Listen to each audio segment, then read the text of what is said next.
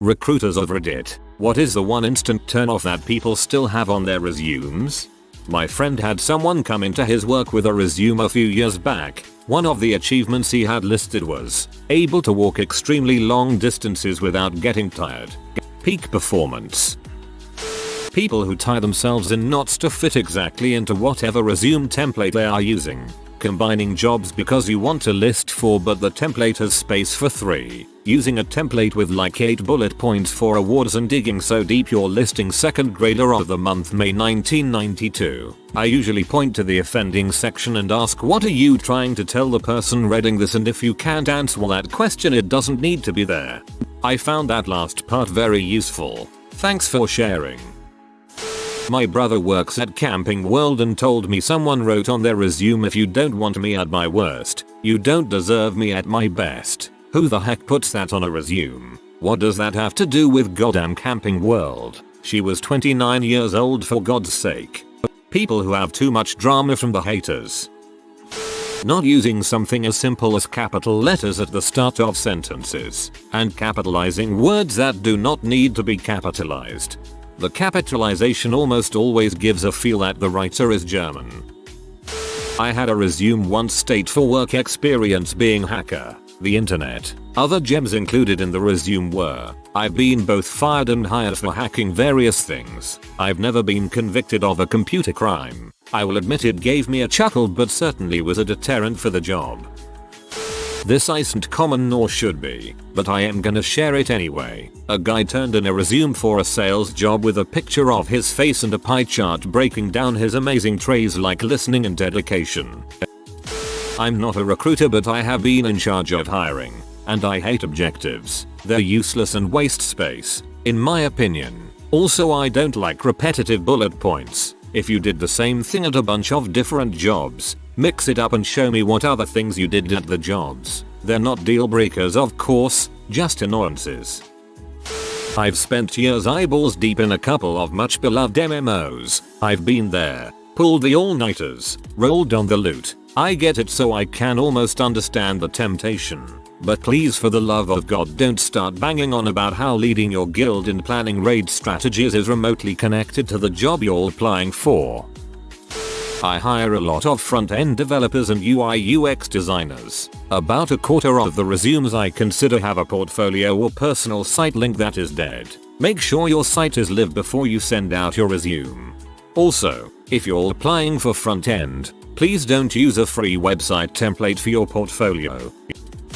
Typos, irrelevant information especially. Recently a resume came in that had the person's name, contact info, high school info, and 1 job experience, McDonald's. The whole resume was 1/3 sheet of paper. We love it. It's all we needed to know. Compared to Mr. I like to take long walks on the beach. We really don't have time to read even the page you submit. So if it has to be a page, it better be good. Also we had a guy send a 5-page resume, which is extreme but it was for a higher position.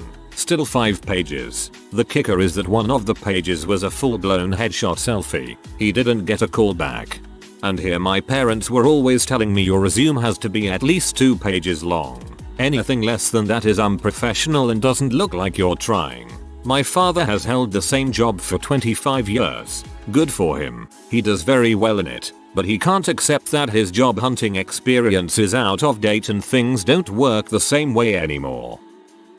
Former recruiter. The only thing I don't already see mentioned here already is a mission statement for a totally different industry. Looking for an exciting career in zookeeping while applying to an office job is a great way to see that you're going to leave as soon as you get the job you actually wanted. To a lesser extent, also really vague mission statements. That shows you have no idea what you want, which can be fine in some contexts, but is going to lose out to someone who knows they want the job in question. If you're trying to create a generic resume, just leave that bit out. If you know what type of career you're looking for, it's maybe worth including.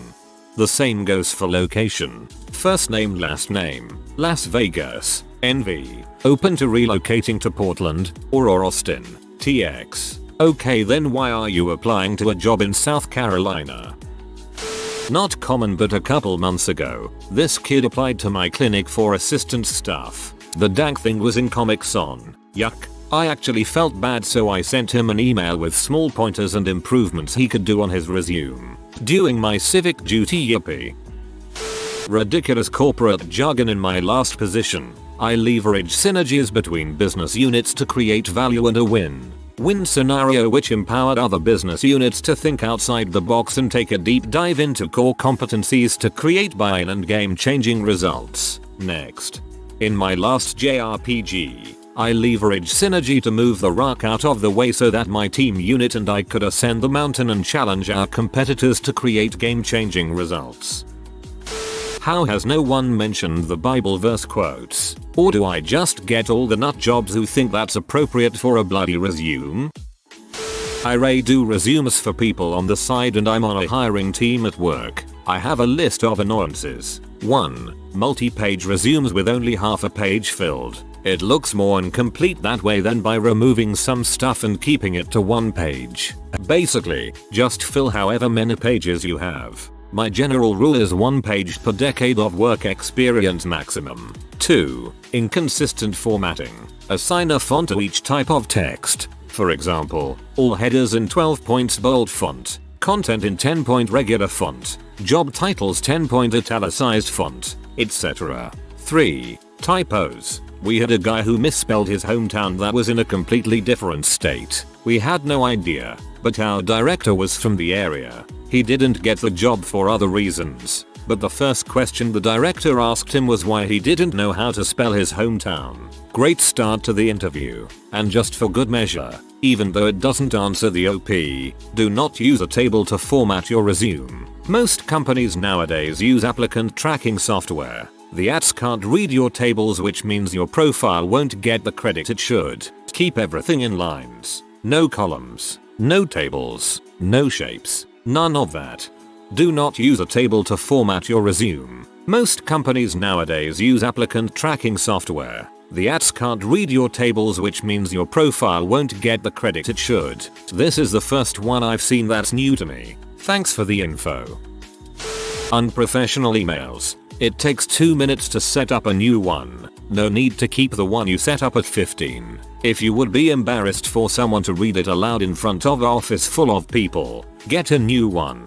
Cliche action words with no purpose to them. I'm looking for skills on a CV, not to see if you're a dynamic, friendly person who likes to hang out with friends and go to the movies. Team player but can work well on my own. We all can. A CV can't prove that. It takes a recruiter 30 seconds to read a CV. I want your experience to jump out at me. Lengthy, wordy CVs make me want to put it to the back of the pile. I'm not reading 10 pages of a project you did 15 years ago whilst on your placement year. If you have the experience, I'll be calling you to find out more. So keep it all relevant and but to the point. 2 pages for a low-level role. 4 tops for management. Oh man, emails that are cringe-worthy are embarrassing to read when people are interviewing for you. I'm not going to turn away a well-qualified applicant just for having an unprofessional email address, but it doesn't make the best impression. Typos in any part of the resume. If you didn't take time to carefully proofread, you won't take the time to do the job well. Strengths, attention to detail. A lot of things. They put a list of hobbies irrelevant to the position. I absolutely don't care if you are a great football player. Unprofessional pictures. I cannot even remember the approximate amount of resumes with people who clearly had a lot of likes in a particular pic from Facebook on a wedding who crop it and paste it on the resume while looking at least a little wasted, hoping to receive the same recognition they got on social media. I personally don't care about the photo, but there are a lot of recruiters who still do. So I advise that if you want your picture on your resume, pay a photographer for a professional portrait. If you don't have the money to do that, just stand in front of a white wall with a white shirt and have someone take a photo of you from your chest up, convert it to black and white, and there you have it. Recruiters receive so many resumes that we don't care about the introduction so many people write. A lot of the candidates give of themselves, I am a focused person, yada yada yada. We check out the experience first. If it makes sense with the job, then we will call you. It's more about compatibility than presentation. I don't know why there are so many typos in professional resumes. That's always a turn off for some positions. When it's obvious that the resume was designed by the candidate on PowerPoint or Photoshop.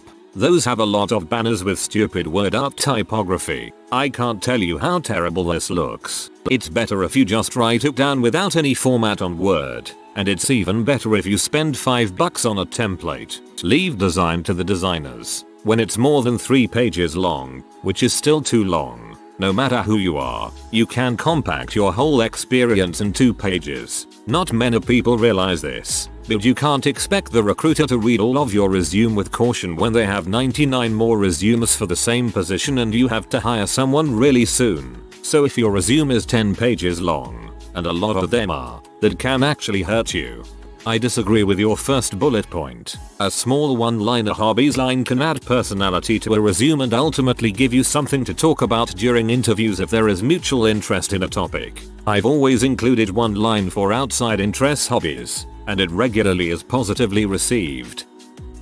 I interview candidates for entry-level positions that require some light computer operations ability. People in this position use a computer to input reports and attach items to documents in a way very similar to how email works. This part of the job is something any 10-year-old in America could be taught to do. One candidate attached a resume file written in a version of WordPerfect from the 1980s. The file was unreadable, but he was a recommendation from one of our senior managers, so I called him anyway. I set up the interview appointment, and he sounded excited to come in. I told him to bring a physical paper copy of his resume into the interview. He seemed very distressed by this request, and said I'll see what I can do. The next day, he shows up for his interview. He hands me a sheet of paper that looks like a passable resume format, and I set it aside to look at later. Then we do the interview. He's a nice guy and I don't hate him, but he's very obviously wrong for the job. I thank him for his time and let him know we'll be getting back to him soon.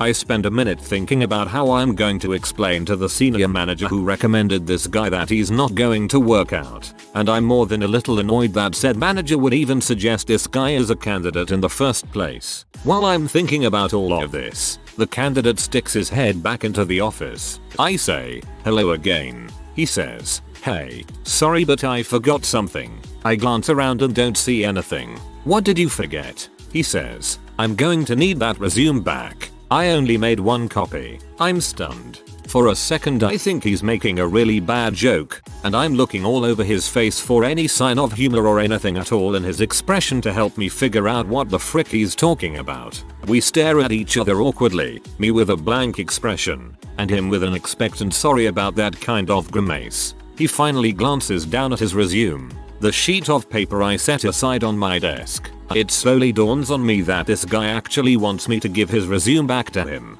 So I did. Good luck in life, pal. You're gonna need it. One time while filling out paperwork for a job I ended up getting, I was super nervous and for some reason put my social security number in the wrong format. XXXXXXXXX instead of XXXXXXXXX. And the manager asked me why it was like that. I just told her that's how it is, and it never got brought up again. I'm surprised I got the job since it's very detail oriented.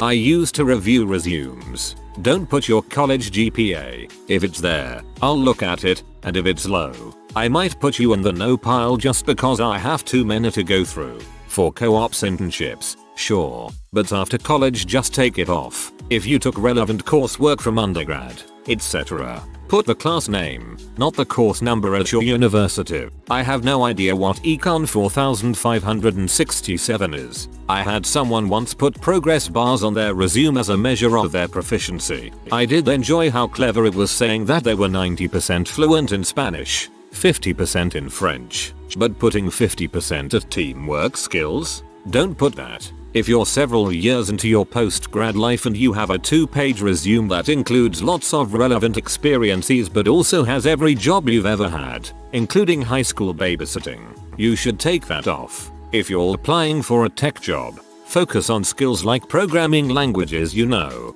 tools you know how to use, etc. I assume, if you're applying for an engineering position, you can use Microsoft Word. It looks like filler to me, especially if it's one of the only things on there. Tailor your resume for the job you are applying for. If you're looking at documentation, administration, etc., then Word is absolutely a skill you can include. These are things I looked for in the industry I was in. These are definitive rules. As a software developer, I have no clue how to use Word, Excel, PowerPoint, but I do know a bit of LaTeX. People can be quite surprised if I ever have to mention that. A cover letter or objective that is all about what the job can do for you. I am a recent graduate seeking a role where I can apply my knowledge and grow my career. I am looking to learn new skills and be challenged and to enjoy the work I do. I'm so pleased to hear what you want. What can you offer me? Ask not what your employer can do for you. Ask what you can do for your employer. That was good advice. I often say this in my cover letter. No matter how well your resume is written, and no matter what information it does or does not include, some companies will think it's correct and some companies will think it's wrong. I ran into this years ago. I completely reworked my resume because the chief HR rep at a fairly large company that I knew told me exactly how they wanted it. She worked with me for a couple of hours telling me exactly what to put. I submitted it to several companies and some companies told me it was fine and some wanted more information than what she told me I should have on there and some wanted less. Acronyms of unknown meaning. AOUM. Served for 2 years as CI on $1 million PGRG for NCIPD. Yeah, that means nada. Generic qualities like self-starter or go-getter. Yeah man, you're trying to get a job. Those things are super obvious.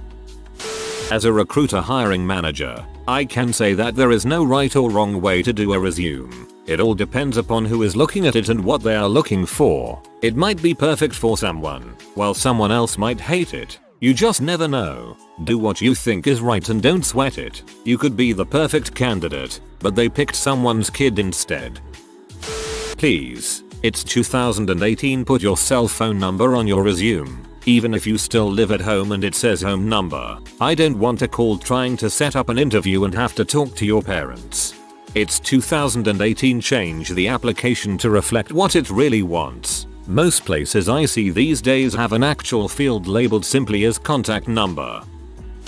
I worked in a college career development office for a few years and what may not be the biggest mistake, but the most common was improper formatting. Almost half of students that came to us for help seemed like they had never seen a resume before. We had students not even have their name on their own resume.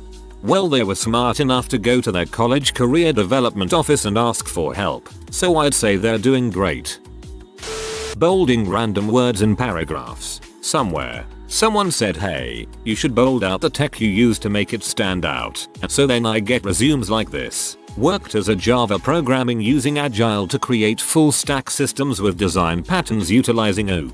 It's just Clutter. If you want to call out a specific set of skills, list them in a skills section. Moreover, unless it's really specific to the job you did, I don't really care what tech you used at the job. Chances are, it won't be the same tech stack we use.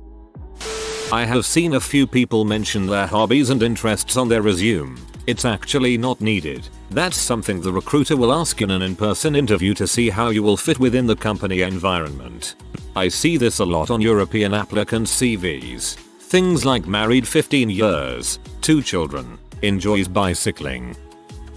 Not a recruiter, but I had a friend back in the day who thought it was cute to put funny stuff on his resume when it was actually kinda cringeworthy. Like he put under skills, I can do a Batman impression my niece loves. When you're pushing 25, you just sound immature. It's a job interview, not a date. You're not trying to charm this person with cute stories that show you would be a good dad. Dude never got the jobs he wanted to this day. Tailor your resume to each position you're going for. Work and education background can stay the same, but consider writing a purpose mission statement to explain key skills and what you're looking for, which should fit the job description. Yeah, that's fine for actual jobs, like professional jobs. Burger King, please frick off asking me for a cover letter and a half-hour form to fill out. For every fricking store I apply to, why can't you have one form that gets sent to lots of different stores? WTF. Careless mistakes. Everybody has access to a dictionary or a spell checker, and if you're a bad proofreader, get someone else to proofread it. If you submit a sloppy resume, it looks like you don't care about the job. One of my resumes had summary, Word didn't flag it because it was spelled correctly, and since it was on its own line, grammar check didn't catch it either. Thankfully my friend did. Did a recent round of recruitment where approximately 1/2 of all the applicants asked for feedback, even ones that didn't even make the long list. We don't give feedback unless there's an interview involved, and politely explained that, but one woman wouldn't take no for an answer. Sent us a gap analysis of her experience versus the job description. Told us we must have made a mistake. Could she pop by for an informal interview and a look around the office to get a feel for the place? Demanding to know if her experience isn't what we're looking for, then how should she get the right experience? Maybe it was the particular role and the ad placements by we got a lot of needy applicants, but she took the biscuit. I'm all for showing how keen you are and taking a little initiative, but also keen on respecting boundaries, accepting when no is no, and not making the recruitment process more resource heavy than we need it to be. Above all, know when your persistence is not a positive trait. Long freaking resumes. If your resume is longer than 2 pages, you better have a Nobel Prize or something. When a resume is long, I can guarantee you that the biggest takeaway is this person lacks communication skills. If you are in a new grad or in university, take off your childhood sports. In fact, unless you have literally no experience, don't put childhood sporting accomplishments. Not a recruiter, but have been the hiring manager for a handful of hires, and I'm kind of the resume doctor among my friends. Seriously, every time I've fixed up someone's resume, they've gone from 0 hits to multiple interviews within a couple of weeks. There are a lot of small errors that people routinely make on resumes, but as far as instant turnoffs, I'd say anything that shows a lack of professionalism. Things like major typos, misspellings, weird fonts, and super long resumes jammed with filler. I also think a section showing interests hobbies comes across as somewhat childish. For some reason I always get pushback on that one, but I've never met anyone who cared about that, nor have I ever seen a standout resume with one of those sections. Note that all of my experience is with corporate office jobs. There are some exceptions to standard rules. CVs can be long, graphic design resumes can be more creative. Though for a graphic designer I think I'd still prefer a URL pointing to a digital portfolio and a fairly short, conservative resume punched up with some sensible design choices. Not a recruiter, but a senior engineer who has read many resumes. One resume listed goals as interfere with customers. Methinks he wanted to say interface with customers.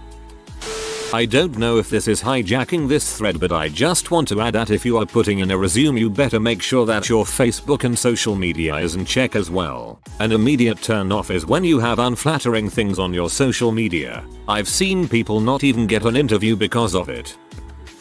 If you are new to the channel, you can subscribe. I publish new videos every day.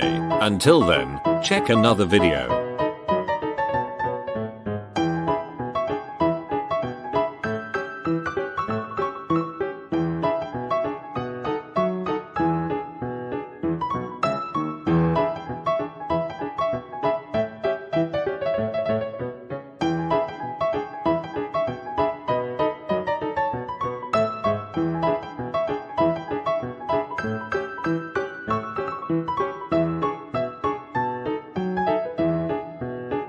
Bye for now.